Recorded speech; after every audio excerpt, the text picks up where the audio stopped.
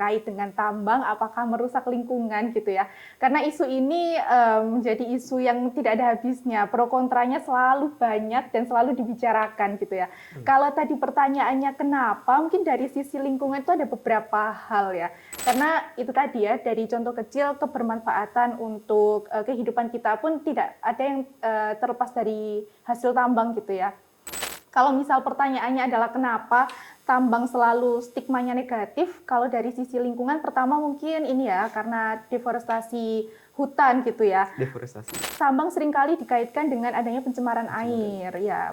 Nah, di konsultasi publik inilah di mana keterlibatan masyarakat diikut sertakan dalam proses perencanaan suatu kegiatan.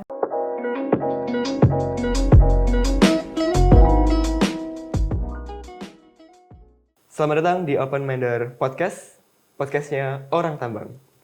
Jadi, buat Sobat Minba yang belum tahu, kalau podcast ini diadakan oleh Tekno Mineral Group sebagai salah satu media atau wadah untuk memberikan edukasi ya seputar pertambangan, geologi, dan juga lingkungan.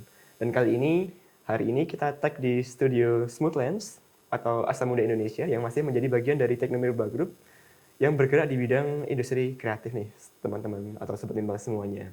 Dan kali ini sudah hadir bersama kita special guest ya, yang mendedikasikan karirnya di bidang lingkungan ya, baik itu mungkin untuk pertambangan atau industri lainnya. Sudah hadir bersama kita ada Mbak Lia. Apa kabar Mbak Lia? Alhamdulillah, baik. Apa kabar Mas Adam? Oke, aku juga baik juga, alhamdulillah. Oke, mungkin sedikit saya mau kenalin dulu ya nih narasumber kita kali ini ya. Nama Lailiatun Nikmah nih. Oke, asal dari Lamongan, Mbak ya? Iya, betul. Asal dari Lamongan, aktif cukup banyak di komunitas atau organisasi di bidang lingkungan ya. Mungkin waktu kuliah sampai dengan saat ini masih aktif juga di situ. Kemudian background pendidikan, memang jurusan teknik lingkungan ya di UPN Veteran Yogyakarta, Mbak ya. Betul. Tahun 2000 berapa Mbak masuknya, Mbak? Masuknya 2017. 2017 ya. Artinya sekarang mungkin udah berkarir kurang lebih hampir 3 tahun ya. 3 tahun. Hampir 3 tahun. Oke, terus Mbak Lia ini moto hidupnya hidup hanya sekali ya. Hidup hanya sekali, harus bermanfaat dan memberikan kebermanfaatan. Ini kalau disingkat moto hidupnya jadinya hidup hanya sekali tapi manfaatnya berkali-kali nih. Gitu. Selamat datang Mbak Lia ya di podcast Open Mind dari kita kali ini ya. Senang sekali didatangi sama Mbak Lia ini. Kita bakal diskusi mungkin nggak banyak tapi yang cukup menjadi keresahan publik ya tentang lingkungan juga sih, nggak jauh-jauh tentang lingkungan. Tapi sebelum membahas topik ini ya kayaknya kita perlu dengar dulu nggak sih dari Mbak Lia nih, mungkin dulu kenapa sih ngambil bidang lingkungan gitu ya? Kuliah kan banyak banget jurusan gitu kan. Kenapa sih ngambil bidang lingkungan gitu? Mungkin itu dulu Mbak Lia, silahkan. Oke, pertama-tama ini makasih buat Tekno Minerba Group karena sudah mengundang saya ya, yang sebenarnya bukan siapa-siapa, untuk hadir di sini di pagi hari ini buat ya sharing-sharing lah ya terkait lingkungan, tambang ataupun hal-hal lain yang mungkin menarik ya bagi Sobat Minba dan yang lain. Perkenalkan, tadi sebenarnya sudah disinggung, aku di sini sebagai mengawali karir di bidang lingkungan ya. Sejak lulus di tahun 2021, kebetulan langsung terjunnya di konsultan lingkungan sampai sekarang. Kalau ditanya soal kenapa pilih lingkungan dibanding bidang lain, kenapa ya? Karena itu tadi sih, motonya emang pengennya bermanfaat. Nah, dari situ terus cari-cari apa ya bidang yang sekiranya itu berkelanjutan, yang bisa, aku di dalamnya tuh bisa riset. Karena emang dari dulu sukanya emang riset, nulis, kayak gitu-gitu. Jadi dari SMA akhirnya memutuskan, kayaknya lingkungan nih perlu nih, karena menjadi salah satu sektor yang penting ya, semua lini kayaknya ada kaitannya dengan lingkungan. Nah, dari situ akhirnya memutuskan untuk masuk di bidang lingkungan. Awalnya ini kalau boleh cerita, lingkungannya nggak kebayang sebelumnya kalau lingkungan di UPN ya, karena saya alumni UPN, fokusnya di bidang pertambangan ya, kebumian. Awalnya juga kaget belajar batu, yang tadinya aku nggak kenal itu, ternyata batu itu banyak jenisnya gitu ya, banyak namanya dan lain-lain. ternyata di UPN belajarnya lebih ke kebumian, lingkungan kebumian. Setelah 1 semester, 2 semester, menarik juga. Akhirnya sekarang juga terjunnya di bidang konsultan tambang ya, yang bagian lingkungan. Gitu sih Mas Adam. Oke. Jadi dulu mungkin sebelum masuk ke UPN, taunya batu tuh ya batu gitu ya. Iya. Semua jenis batu adalah batu gitu ya. Iya, taunya cuma batu aki, batu aki. Dan setelah masuk UPN karena emang di UPN mungkin banyak pemintaannya yang ke arah apa namanya minerbal begitu ya, Iya, sehingga iya. bidang lingkungan atau jurusan lingkungannya juga ada konsentrasi atau penjurusannya ke arah pertambangan mineral dan Betul, batu bara betul. seperti itu ya. Betul, betul. Oke. Terus ini ngomong-ngomong juga selain banyak banget apa ya prestasi selama kuliah Mbak Lia ya. Enggak juga sih sebenarnya. Banyak paper juga yang dibikin nih, mungkin ada belasan nih kalau saya sebut semua kayaknya nggak bisa juga nih. Dan itu juga ini BTW Mbak dulu juga pernah jadi KC ya atau karya cendikia ya dari UPN ya. Jadi buat teman-teman sobat Mbak yang belum tahu bahwa KC itu apa ya penghargaan dari rektor UPN Veteran Yogyakarta untuk mahasiswa yang dia ya selain mungkin lulus kurang dari 4 tahun, kemudian parameternya juga tercapai semuanya mungkin dan seterusnya, tapi juga aktif secara akademik maupun akademik dan tidak hanya aktif juga berprestasi di bidang akademik dan akademik gitu. Dan salah satunya itu Mbak Lia. Dulu gimana Mbak? Mungkin apa sih gitu KC ini? Mungkin kita sebelum bahas ke topik ya, karena topik kita ini agak berat nih. Jadi kita Iya. agak intro dulu nih. Dari Iya, tahu dah oke. Mbak Lia gimana kan? Aku juga belum tahu soalnya. Oke.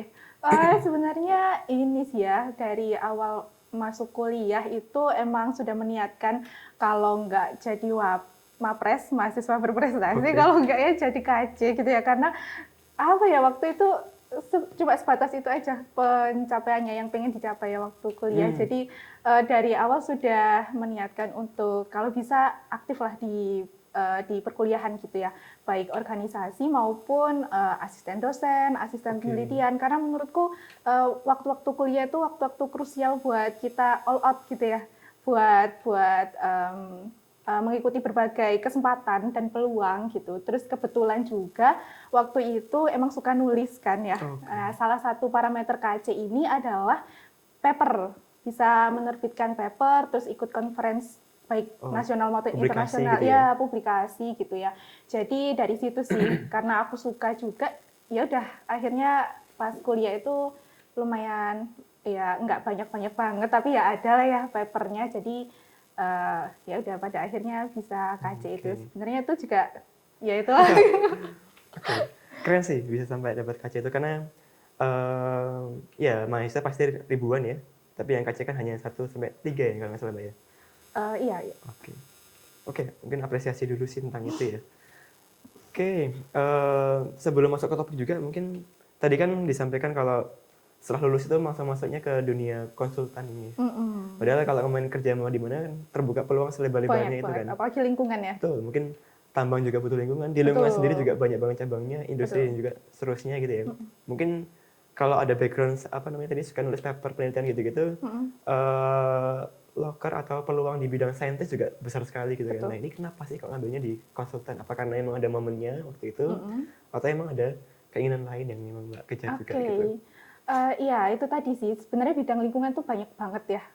Apalagi lingkungan UPN yang mana kita belajar banyak hal, nggak cuma pertambangan. Jadi kita ada 3 konsentrasi, pertambangan, kemudian perminyakan, sama lingkungan binaan. Kalau lingkungan binaan ini lebih ke kayak mitigasi bencana, bahkan kita belajar dan lain-lain. Termasuk juga untuk lingkungan sendiri itu juga ada di industri, rumah sakit dan lain-lain. Kenapa jatuhnya milih ke konsultan? Karena enjoy aja sih dan pengen cari kerja yang di dalamnya itu masih bisa belajar banyak gitu. Nah, menurutku konsultan itu salah satu yang tepat sih, dimana menulis juga masih iya, belajar iya, terus kita ke-challenge buat apa ya, memecahkan sebuah masalah. Itu sih ya sebenarnya yang menarik di sana gitu. Jadi akhirnya memutuskan di konsultan ini gitu sih. Ya, singkatnya seperti itu.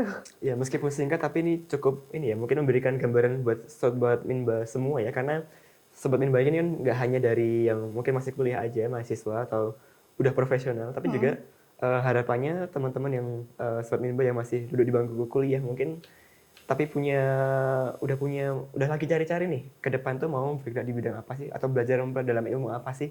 Mungkin dari podcast ini bisa sedikit membantu atau ngasih sedikit POV Gambaran. gitu ya, Iya. gambaran kalau di bidang lingkungan seperti apa sih gitu.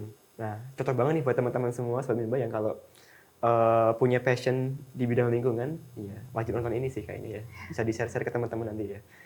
Oke, kita lanjut ya. Mungkin yang akan jadi topik kita nih. Kalau ngomong-ngomong tentang industri pertambangan ya, kan tema kita kan tambang nggak merusak lingkungan ya. Berat ya. Ya, itu berat banget sih. Berat Secara banget. secara apa ya? Pro dan kontranya itu Ah, ya memang udah pro dan kontra gitu. mm-mm. Ngomong tambang dan lingkungan itu hal yang apa namanya? Ya cukup kontra gitu ya. Nggak pernah ada habisnya buat diomongin Betul, ya. nggak pernah ada habisnya dan selalu ada peluang untuk mencari masalahnya gitu. Iya, betul.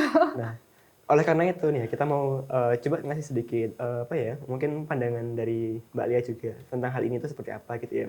Seperti yang kita tahu sebenarnya semua bahwa sektor pertambangan ya di Indonesia itu kan tentu cukup menjadi sektor yang menyumbang PDB terbesar gitu ya, salah satunya ya. Dan sektor pertambangan kita kan juga memiliki potensi yang sangat besar. Contoh aja misalnya kayak nikel. Nikel secara cadangan dan sumber daya nikel di Indonesia itu termasuk yang paling besar di Indonesia ya. Sorry, di dunia bahkan.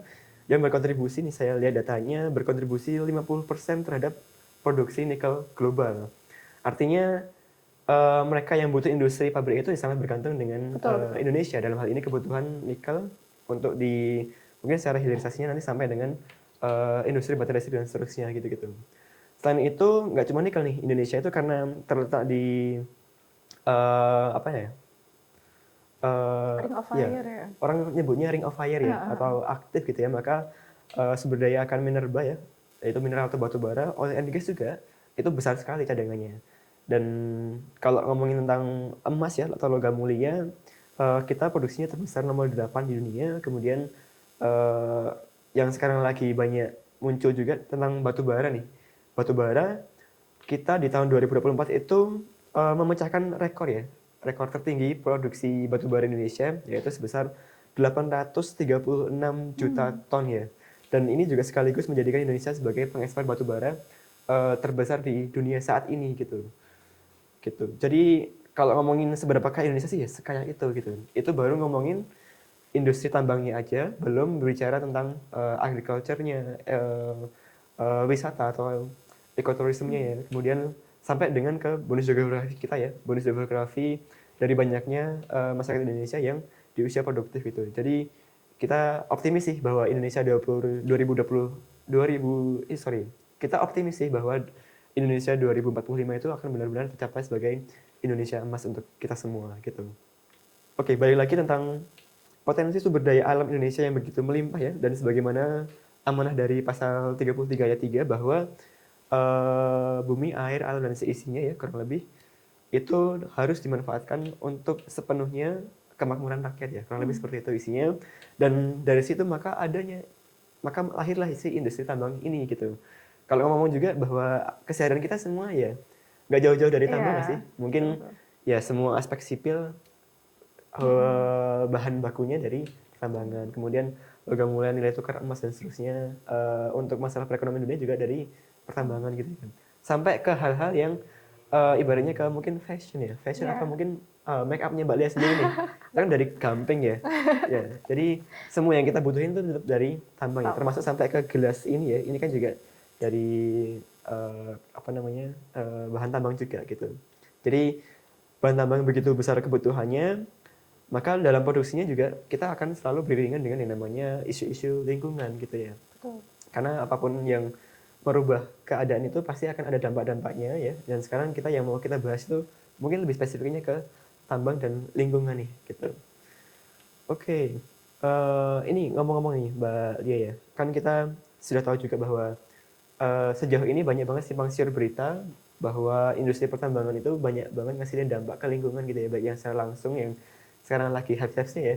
Gak hanya mungkin di Sulawesi aja, di Kalimantan dengan batu baranya, Sulawesi dengan nikelnya, mungkin ada beberapa tempat dengan emasnya, seterusnya ya. Pasti konflik lingkungan itu pasti muncul gitu, isu-isu lingkungan gitu ya.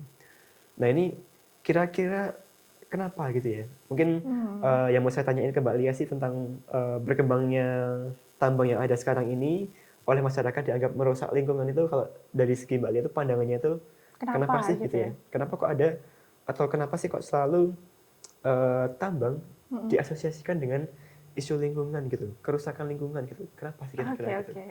Silakan Mbak Lia. Oke, pertanyaan yang menarik ya, Mas Adam.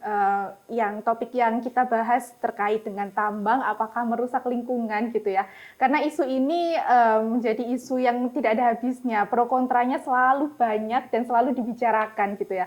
Kalau tadi pertanyaannya kenapa, mungkin dari sisi lingkungan itu ada beberapa hal ya. Sebenarnya faktornya itu banyak sih. Salah satunya adalah karena entah masyarakat ataupun kita-kita ini tidak melihat secara utuh gitu ya.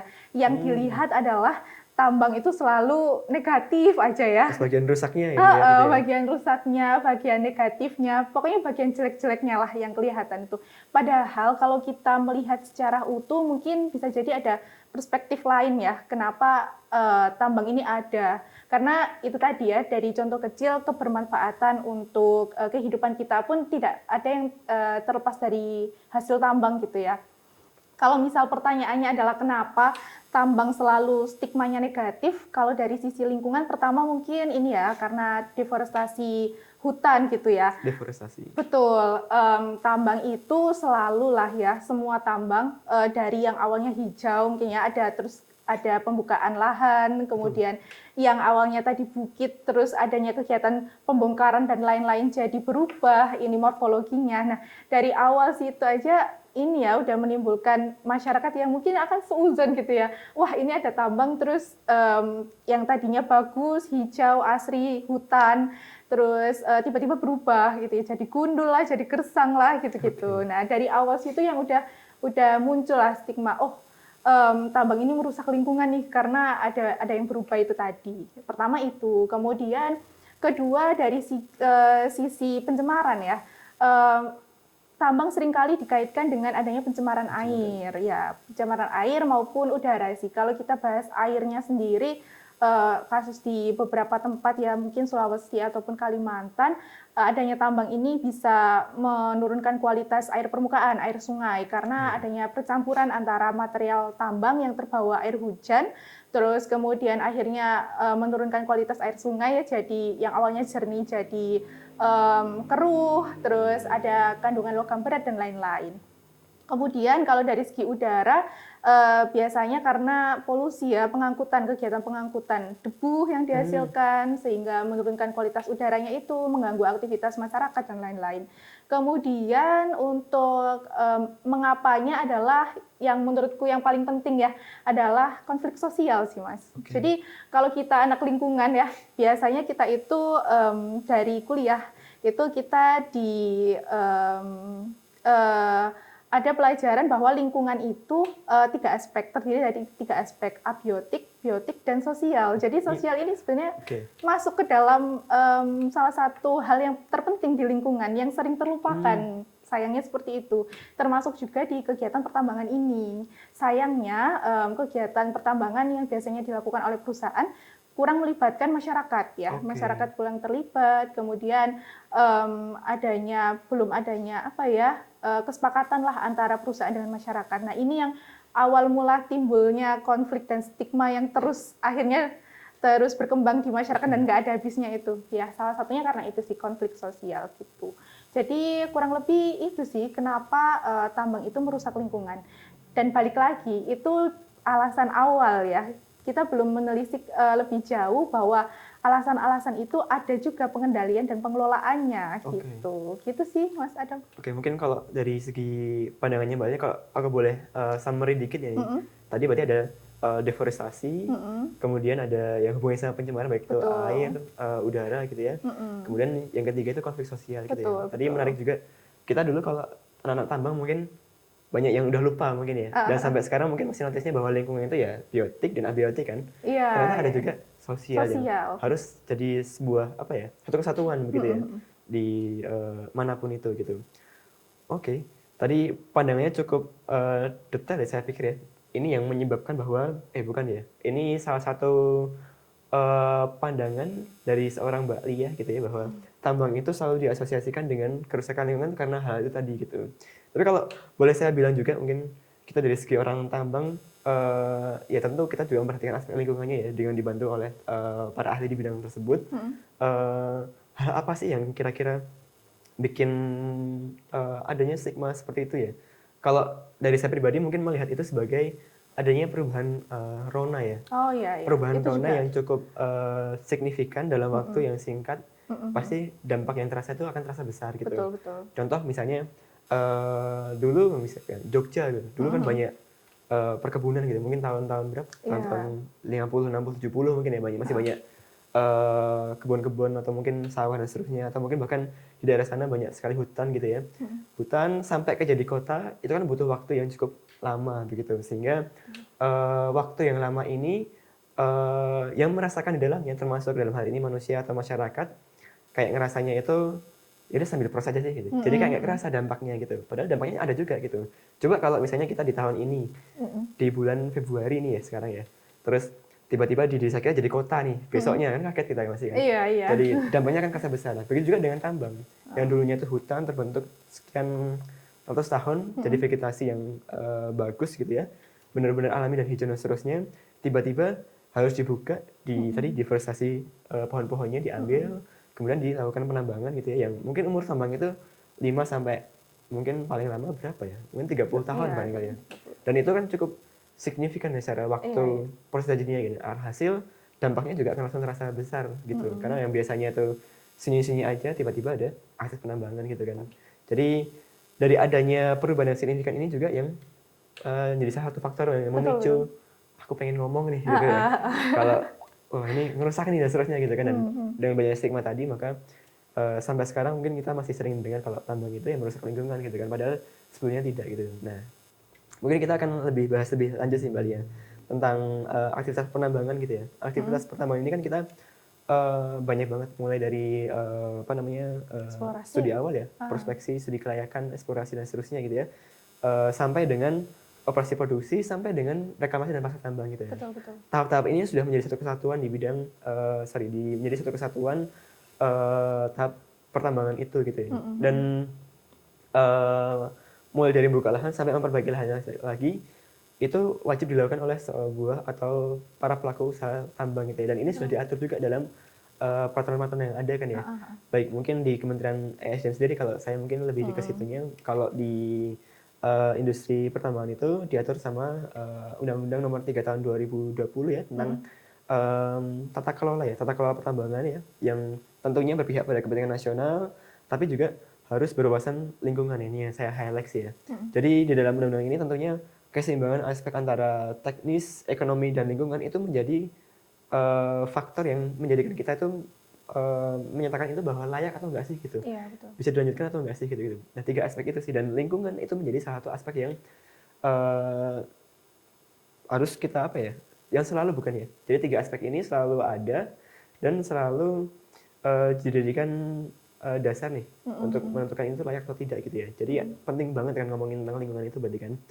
Kalau dan seterusnya ya, itu dari UU nanti turun-turunannya masih banyak banget, semuanya pasti ada 3 aspek tersebut, mulai dari teknis, ekonomi, dan juga lingkungan gitu. Mungkin kalau dari Mbak Lia nih, dari segi apa ya, ahli di bidang lingkungan gitu ya, pasti ada ajaran juga gitu dari Kementerian Lingkungan Hidup barangkali ya.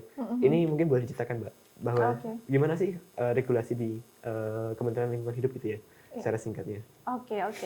Iya, kalau bicara semua kegiatan yang nggak hanya tambang aja, karena lingkungan ini kan luas ya Mas ya, nggak cuma tambang, ada industri, bahkan rumah sakit aja, itu pun berpotensi akan menghasilkan limbah dan berdampak negatif bagi lingkungan ya. Jadi sebenarnya semua kegiatan ya itu punya dampak negatifnya sendiri. Oleh karenanya melalui peraturan dan regulasi pemerintah ada beberapa ketentuan-ketentuan yang harus dilaksanakan sebelum kegiatan itu dilakukan, termasuk juga si pertambangan ini.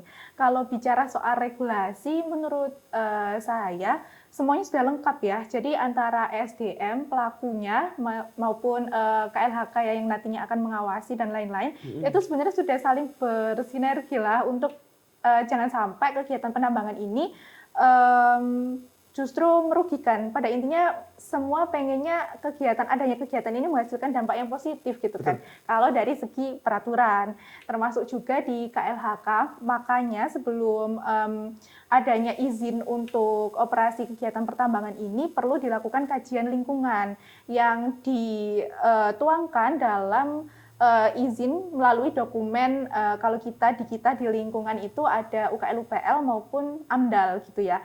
Nah di dua dokumen sebenarnya ada 3 ya yang SPPL itu, tapi itu untuk kegiatan yang kecil ya. Kalau AMDAL kalau tambang itu biasanya yang disusun UKL UPL atau AMDAL gitu ya.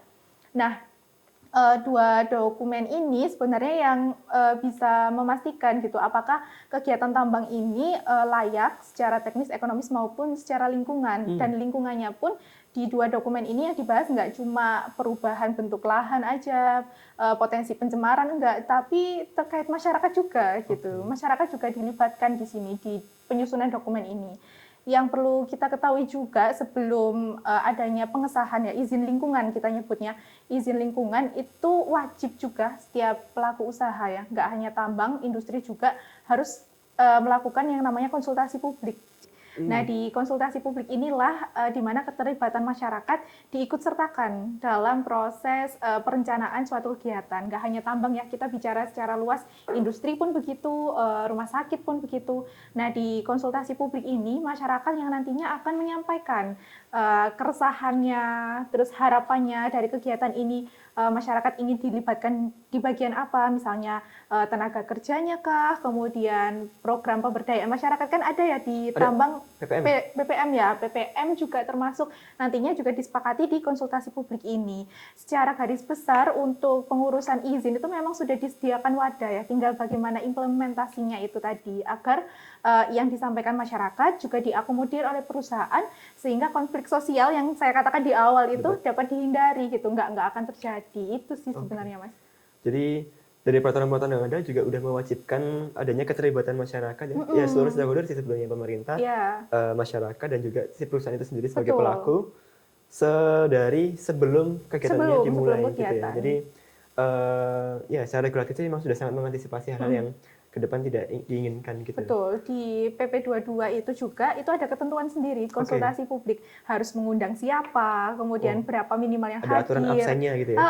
Berita acaranya harus ada, bukti dokumentasinya juga harus ada, kemudian harus ada dipasang pengumuman dulu di baik media cetak maupun elektronik sehingga nggak membatasi siapapun bisa hadir di sana. Nggak cuma masyarakat gitu. yang terlibat di situ aja, tapi juga masyarakat luas ya, secara luas. Harapannya memang agar kegiatannya memang transparan gitu ya. Jadi betul-betul melibatkan masyarakat di segi sosialnya itu. Gitu. Udah cukup kompleks sebetulnya dalam penyiapannya ya. Pun ini kita bicara sebelum operasi ya. Nah, pasca operasi setelah kegiatan itu berlangsung, setelah mendapatkan izin terus kegiatan itu dimulai, itu nanti kalau di dokumen lingkungan ada matriks UKL UPL kan ya, maupun AMDAL, RKL, RPL. Nah di matriks itu ada kolom namanya instansi pengawas. Nah di instansi pengawas itu nggak cuma dari DLH, SDM, inspektur tambang ya kalau dari tambang, kita juga mencantumkan kepala desa yang mana dalam hal ini mewakili masyarakat. Jadi masyarakat itu juga berhak untuk menegur, terus memberikan pengawasan juga selama kegiatan operasional gitu. Kalau di segi lingkungannya memang sebenarnya sudah cukup cukup lengkap ya, apa-apanya aja yang diatur dan harus dilaksanakan. Gitu. Ya, tinggal implementasi dan pengelolaannya aja yang harus mengikuti regulasi itu ya, dan itu yang susah gitu ya. Iya, balik lagi. Ngomong-ngomong tentang implementasi Mbak, mungkin singkat aja sih dari Mbak Lia sejauh ini jadi ahli di bidang lingkungan ya, 3 tahun terakhir, melihat implementasi pengelolaan lingkungan atau pemantauannya itu seperti apa sih gitu kira-kira? Khususnya di sektor pertambangan gitu ya. Oke.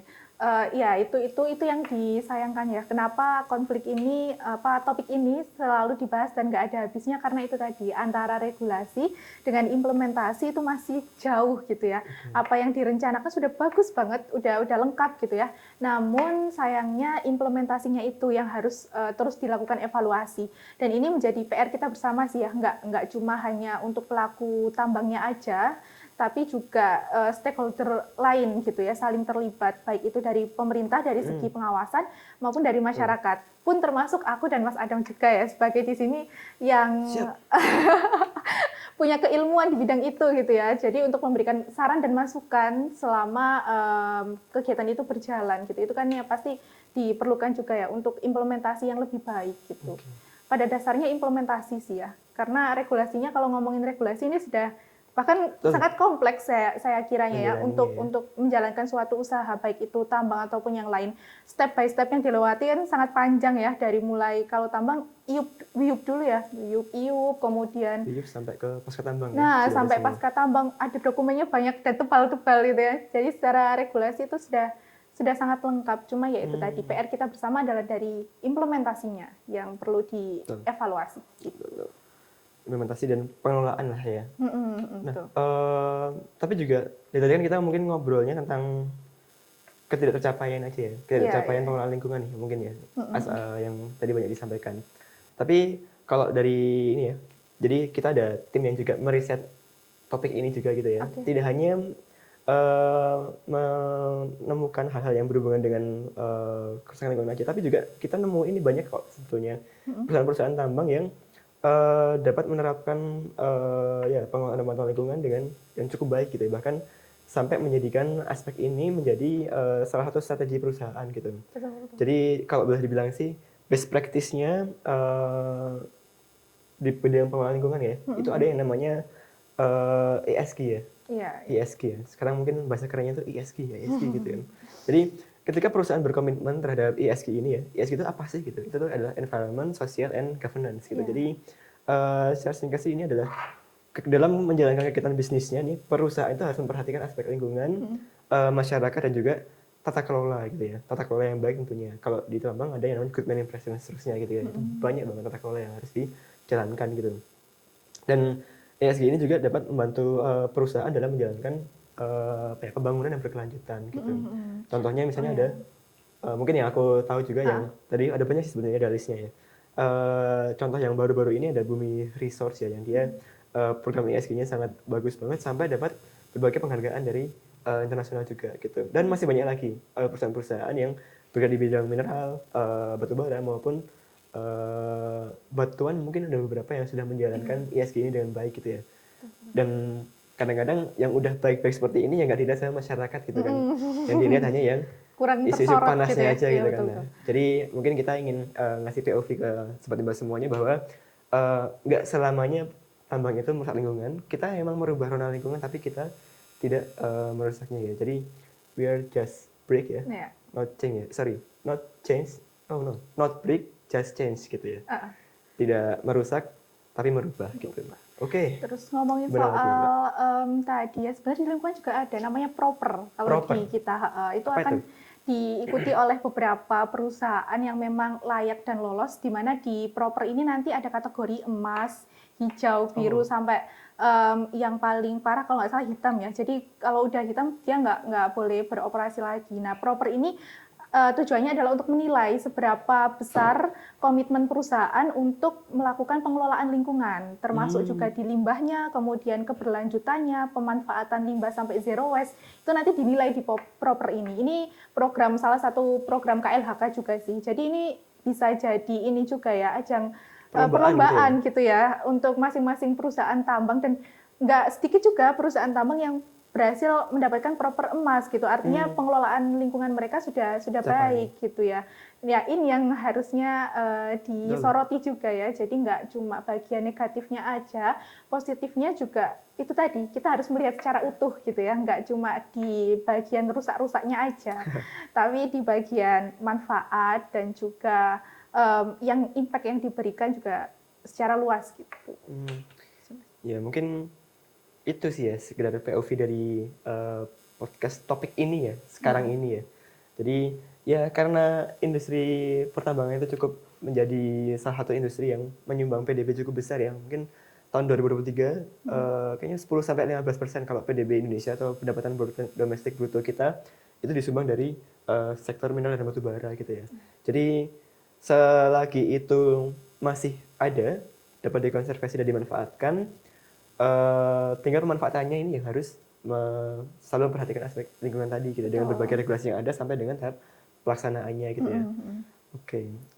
Jadi sebetulnya menarik sih ya. Harapannya bisa membuka pandangan teman-teman juga yang mungkin dari adanya podcast ini jadi bikin teman-teman semua jadi tertarik untuk lebih menggeluti lagi bidang lingkungan dan pertambangan ini karena kita itu nggak bisa dipisahkan gitu ya. Ya, betul. Oke. Oke, mungkin ya kita udah sampai di penghujung sih barangkali ya. Sampai di kesimpulan bahwa atau mungkin dari Mbak Lia dulu kali ya. Mungkin apa sih yang bisa disimpulkan dari Mbak Lia tentang isu lingkungan itu selalu pertambangan itu selalu diasosiasikan dengan kerusakan lingkungan gitu, Mbak. Mungkin silakan Mbak Lia. Iya.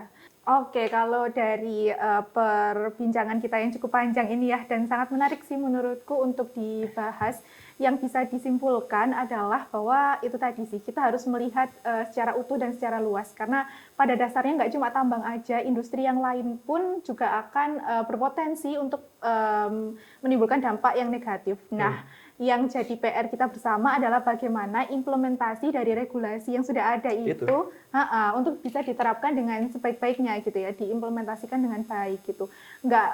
Kita harus melihat dari segi yang luas ya, dari banyak sudut pandang. Misalnya dengan adanya tambang kecil-kecilan aja di Merapi, lereng Merapi itu ya, adanya tambang bisa menghidupi masyarakat di sekitar sana, itu juga salah satu bentuk dampak positif yang harus terus diupayakan gitu. Nggak melulu tentang bagian lingkungan yang merusaknya aja gitu. Pada intinya seluruh kegiatan termasuk juga pertambangan itu akan menghasilkan dampak yang positif apabila dilakukan dengan pengelolaan dan juga implementasi yang sesuai gitu. Gitu sih Mas Adam kalau dari aku. Sudah cukup menggambarkan banget nih ya. Jadi tadi bahwa tambang tetap akan menghasilkan ya apapun industrinya ya, tetap akan memberikan dampak yang positif dengan meminimalkan dampak negatifnya jika dikelola dan juga implementasinya itu dikelola dengan sesuai dengan regulasi yang ada. Betul. Intinya seperti itu sih. Tapi kalau saya juga boleh menambahkan juga bahwa kedua hal ini tetap perlu adanya sinergi ya dari berbagai stakeholders, dalam hal ini pemerintah, dalam hal ini juga para pelaku usaha tersebut dan juga masyarakat yang terus saling melakukan koreksi gitu ya, yang tujuannya semua itu sebenarnya baik sama, bahwa pengennya industri ini berjalan memberikan dampak positif, meminimalkan dampak negatif untuk demi kebermanfaatan gitu ya, atau kemakmuran rakyat lah, kurang lebih seperti itu. Oke sih, kalau ini udah cukup ini ya, udah cukup jadi kesimpulan yang bagus ya. Dan juga sekarang kalau sedikit mungkin sebelum closing ya, ini sudah closing tapi saya mau sedikit nambahin juga bahwa untuk perusahaan-perusahaan yang berjalan itu ya secara kapasitas atau kemampuan mereka tuh bisa untuk melakukan operasional pertambangan yang begitu besar gitu ya. Tapi kadang-kadang dalam pengurusan kajian-kajian atau perizinannya dan seterusnya itu menjadi kendala gitu. Dan oleh karena itu selain ada perusahaan operasi produksi atau izin operasi produksi, ada juga perusahaan dengan izin usaha jasa pertambangan gitu. Salah satunya entah itu kontraktor apapun itu, dan salah satunya juga adalah konsultan tambang itu sendiri gitu. Dan untuk mengakomodir tadi bahasan kita ini ya, jadi buat Sobat Minba semua bahwa di Teknominba Group ini kita juga ada perusahaan-perusahaan yang concern ke dalam hal itu dalam rangka untuk mengantisipasi aspek-aspek yang akan terjadi dari kegiatan yang kita jalankan gitu ya. Di kita sih kalau untuk pengurusan izin gitu ada Arga Dirga Mining Service ya, ada juga Teknominba Mining Service. Tapi nggak hanya di bidang mining service-nya aja, kita juga ada yang concern ke lingkungan, yaitu Arga Dirga lingkungan gitu ya. Dengan Mbak Lia sendiri selaku manajernya nih teman-teman sobat semua. Jadi mungkin itu sih sedikit topik podcast kita ya hari ini tentang tambang itu nggak merusak lingkungan ya. Jadi tambang tidak merusak, hanya merubah ya. Not break, just change gitu. Oke, mungkin sampai di sini dulu podcast kita kali ini. Terima kasih sebelumnya sekali lagi buat Mbak Lia ya dan semua tim yang bertugas di sini nih, ada banyak banget yang bantuin. Terima kasih. Kalau lebihnya kita mohon maaf. Ketemu lagi di podcast kita selanjutnya. Open Minder, podcastnya Orang Tambang.